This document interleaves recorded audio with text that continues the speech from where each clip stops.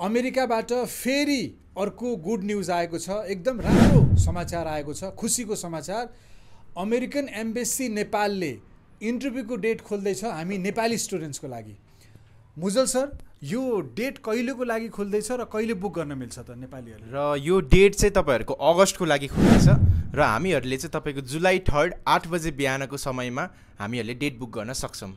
र त्यसको लागि चाहिँ तपाईँहरूले आफ्नो DS-160 फर्म कम्प्लिटली फिलअप गरेर आफ्नो CGI पोर्टल एक्टिभेट गरेर आफ्नो भिजा फी पे गरेर चाहिँ तपाईँहरू रेडी भएर बस्नुपर्ने हुन्छ। ओके, याद गर्नु होला 3 तारिक, जुलाईको 3 तारिकमा बिहान 8 बजे इन्टरभ्यूको डेट खोल्दैछ US एम्बेसी नेपालले अगस्तको लागि, अगस्तमा इन्टरभ्यू दिनको लागि। मिस नगर्नु होला। अमेरिका अप्लाई गर्ने हजुरहरूको प्लान छ भने चाहिँ USA को स्पेशलिस्ट पिक्चर एजुकेसनमा आउनै पर्ने हुन्छ र पिक्चर एजुकेसनबाट आफ्नो प्रोसेसिङ अगाडि बढाउनु पर्ने हुन्छ।